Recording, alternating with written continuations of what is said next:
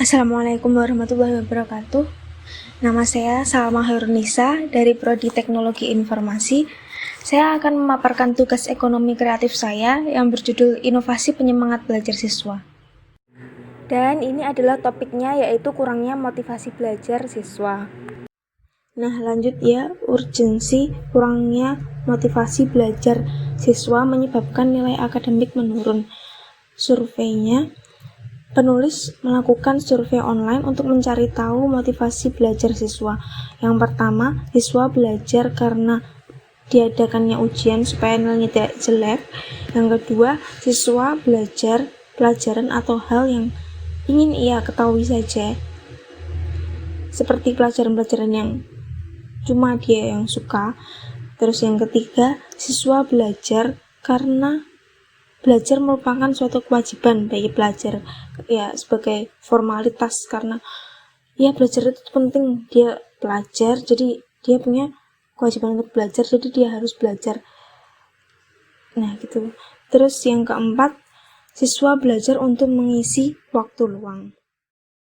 Nah, dan ini hasil survei yang membuktikan kalau sebagian besar siswa itu belajar gara-gara nilainya yang tidak mau jelek, dan selebihnya itu gara-gara ingin menambah ilmu, mengisi waktu luang, dan merasa kalau belajar itu adalah suatu kewajiban bagi pelajar.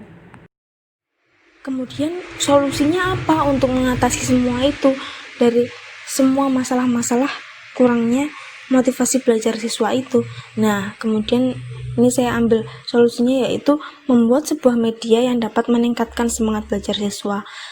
Kemudian yang kedua, media itu dibuat dan dapat dilakukan dan dikerjakan di sela-sela kegiatan masyarakat.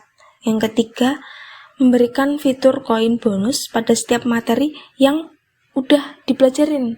Jadi misal dia udah nonton suatu video tentang penjelasan atau materi, nah nanti dia dapat reward koin gitu, hadiah buat dia sendiri. Misal untuk membuka fitur-fitur yang premium atau game-game yang sama untuk mengasah otak lainnya. Terus yang keempat, memberi pemeringkatan kemajuan belajar siswa. Jadi supaya dia termotivasi, dia dikasih ranking. Jadi semakin dia sering belajar, semakin nilainya bertambah. Jadi dia rankingnya semakin di atas dan memacu dia untuk belajar lagi. Dan yang terakhir, yaitu membuat fitur istirahat bagi siswa sesuai kapasitas rutin belajar siswa. Misal seorang siswa, dia kapasitas belajarnya sehari atau sekali belajar itu maksimal 30 menit. Dia atur sendiri 30 menit. Kalau dia udah berhasil belajar 30 menit, nah nanti dia punya waktu luang. Nanti kita sediakan waktu luang misalnya 30 menit untuk istirahat gitu. Tapi selama itu ya udah dia gunakan untuk hal-hal yang biasanya dia lakukan kalau udah bosan belajar. Misal dia suka ngegame, ya kita kasih waktu ngegame 30 menit. Misal dia suka nonton film, kita kasih waktu dia untuk nonton film 30 menit. Setelah itu ntar balik lagi, nah untuk belajar lagi gitu. Nah, tabel referensi yang saya ambil ini dari 4 aplikasi. Yang pertama, Pahamify. Pahamify ini aplikasi belajar juga. Nah, kelebihannya dia penganimasiannya bagus dan menarik gitu. Kekurangannya, materi SD dan SMP itu belum tersedia, padahal animasinya cukup bagus. Jadi menurut saya sebenarnya kalau ditambahin materi-materi SD dan SMP, pasti Pahamify ini bakal menarik banget, karena terutama anak SD kan pasti suka yang kalau diajarin tuh pakai kartun gitu. Terus nah peluangnya yaitu bisa membuat menganimasikan aplikasi yang bagus dan menarik. Dan yang kedua adalah Zenius. Zenius ini materinya lengkap dan menggunakan bahasa gaul sebagai cara jelasinnya, jadi bersahabat banget gitulah, kayak teman sendiri yang ngajarin gitu misal. Terus kekurangannya penganimasiannya tuh kurang. Jadi kalau buat anak SD ini tuh terlalu flat, terlalu kosong gitu. Terus peluangnya adalah membuat materi pembelajaran yang lengkap dan dijelaskan menggunakan bahasa gaul. Yang ketiga adalah Brainly. Brainly ini kelebihannya mudah menemukan penjelasan dari soal-soal yang dicari. Tapi kekurangannya, beberapa jawaban itu tuh punya jawaban yang salah. Jadi jawaban dari semua pertanyaan-pertanyaan itu dijawab sama usernya sendiri. Jadi belum pasti benar, ada yang benar, ada yang salah. Dan penjelasannya tuh belum tentu lengkap juga. Nah, peluangnya itu membuat fitur jawaban soal. Jadi siswa bisa bertanya soal di aplikasinya, tapi dengan beberapa syarat. Terus yang terakhir itu Edukasistem. Edukasistem ini jenis aplikasi buat tryout. Biasanya tryout UTBK gitu. Dan kelebihannya itu rutin mengadakan tryout dengan memberikan nilai hasil dan peringkat.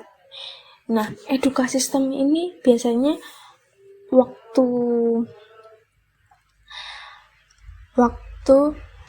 tryout UTBK nanti habis selesai ntar dikasih tahu dia peringkat berapa, nilai UTBK-nya itu berapa, dan dia pengen masuk universitas mana gitu. Jadi kemungkinan dengan nilai segitu dan nanti dia ketemu teman-temannya yang mau masuk situ, kira-kira dia punya peluang nggak sih? Jadi kalau misalnya bikin dia lihat, loh kok nilaiku jelek, jadi dia bisa termotivasi untuk belajar lagi. Tapi kekurangannya server aplikasi sering error. Jadi kadang buat login nggak bisa gitu-gitulah. Nah, ini peluangnya adalah untuk sering melakukan ujian-ujian atau tryout secara rutin. Nah, dan ini referensi yang pertama yaitu Pahamify, aplikasi belajar yang penganimasiannya bagus sehingga sangat menarik bagi siswa. Dan yang kedua adalah Zenius, aplikasi belajar yang materinya dan bank soalnya lengkap. Dan yang ketiga adalah Brainly, aplikasi belajar untuk menjawab soal-soal yang ditanyakan siswa. Dan yang keempat adalah Edukasistem, aplikasi yang rutin mengadakan tryout dan ujian bagi siswa. Nah, jadi ini ide yang saya usulkan, yaitu aplikasi berupa schooling, sebuah aplikasi yang dapat meningkatkan semangat belajar siswa yang menarik dan mudah dipahami. Fiturnya adalah membuat aplikasi yang penganimasiannya bagus sehingga menarik bagi siswa dari SD sampai SMA atau SMK. Yang kedua adalah aplikasi yang berisikan materi belajar yang lengkap dan mudah dipahami. Dan yang ketiga adalah membuat fitur jawaban dari soal yang dijawab oleh user, tapi biar nggak salah mulu jawabannya dan nggak bikin para user tuh bingung. Nah, jadi jawaban-jawaban itu tuh diseleksi dulu sama admin. Bener apa salah sih? Dia nggak ngasal gitu. Dan yang keempat itu mengadakan ujian dan tryout hasil belajar siswa. Dan yang terakhir itu memberi fitur waktu belajar sesuai dengan kapasitas belajar siswa. Misal siswa tuh kapasitas belajarnya tuh 30 menit ya udah 30 menit dia boleh istirahat setelah itu. Tapi ntar dikasih waktu istirahat misalnya 30 menit lah juga istirahatnya. Nah, selama itu ya udah bebas. Habis itu nanti ada alarm yang manggil dia buat belajar lagi. Nah, dan ini survei fitur aplikasi yang pertama yang ternyata setiap siswa punya kapasitas waktu belajar yang berbeda-beda. Jadi mereka dapat memilih sesuai kapasitas waktu belajar mereka masing-masing. Dan yang kedua adalah tentang penganimasian. Ternyata dengan penganimasian yang bagus dan menarik dapat meningkatkan semangat belajar siswa. Nah, sekian dari saya. Apabila ada salah mohon dimaafkan. Wassalamualaikum warahmatullahi wabarakatuh.